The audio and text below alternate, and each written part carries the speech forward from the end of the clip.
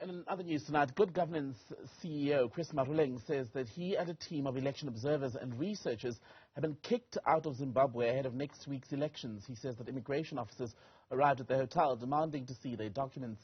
Maroleng joins us now for more on this story. Chris, a very good evening to you. Just tell us more about how this unfolded.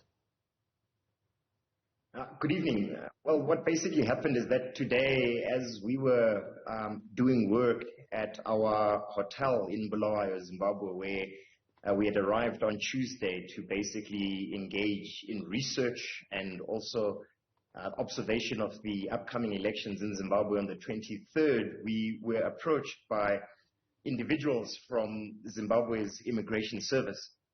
And they invited us to present ourselves to their offices in downtown Bulawayo, and indeed we about an hour later we complied and we went to these offices.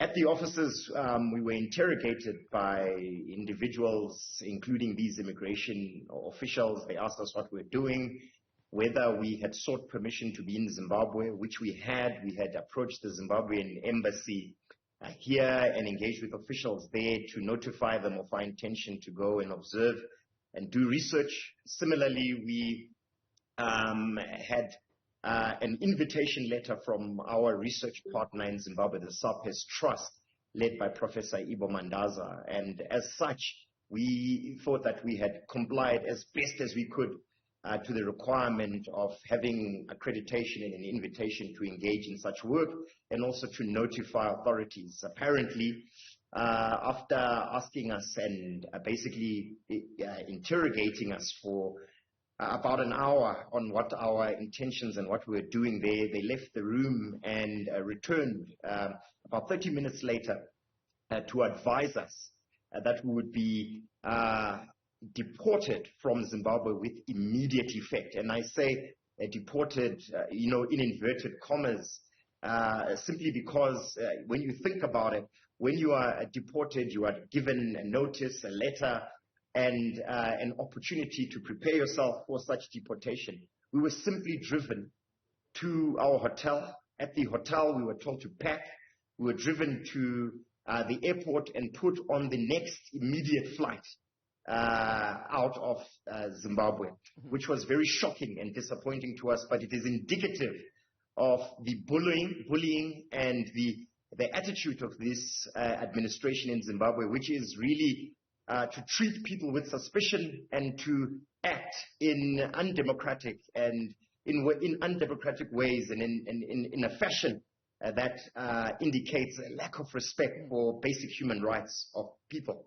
What reason were you given for your, quote, deportation, if indeed you'd produced all the documentation that you believe was necessary and explained the reason for your visit?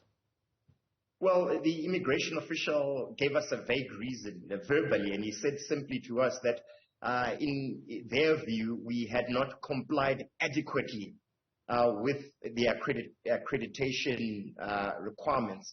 When he said that, we even indicated to him, Tembegile, that we were more than willing to basically comply with any requirement for accreditation, and that would present ourselves for such accreditation, in addition to the invitation and the conversations that we had with Zimbabwean officials here in South Africa. But that was not enough. We were simply told that we had not adequately complied verbally, and we were simply escorted to the airport and kicked out of the country, because a deportation seems to give it some semblance of legality, and this certainly was not. Why then do you think your organization, Good Governance Africa in particular, would be targeted in this way for basically removal out of Zimbabwe ahead of the election? Yeah, indeed.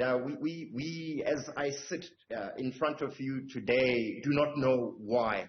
We should really pursue this with the Zimbabwean authorities. We can only guess that they are uncomfortable with our pursuit of good governance and the upgrading of good and effective governance in the whole of our continent. I think the Zimbabwean authorities were also somewhat suspicious of our intentions, in that they probably felt that we were going to reveal and possibly show incidences of bad governance, which abound in Zimbabwe, by the way. And certainly during such a sensitive period such as this, when elections are going on in Zimbabwe, one is very concerned that if Zimbabwean authorities can act with such callousness and disregard for our rights to be there to observe and monitor elections, what they would do to their own citizens.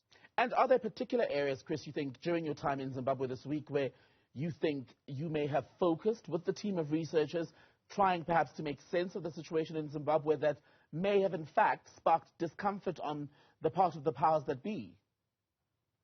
I doubt that very much, Tembegile, because we arrived in Zimbabwe really on Tuesday. So we were only there for 2 days. During that period, we didn't even have an opportunity to interact or engage with civil society members, with experts, both in politics, law, and economics, and even in good governance, because the time simply wasn't there. We were only there for about 48 hours, and then we were kicked out of Zimbabwe without being given in official or formal fashion reason as to why we had to be treated with such disregard and in such a disrespectful manner. Do you then intend to go back as Good Governance Africa to Zimbabwe ahead of the election? And if you do you think you'll be welcome back into the country? You know, I think it would be remiss of us to basically go back to Zimbabwe at this time, having been kicked out of that country without being given notice or reason for us being kicked out. So I think it wouldn't be wise, simply on the grounds of our safety, for us to try and go back into Zimbabwe.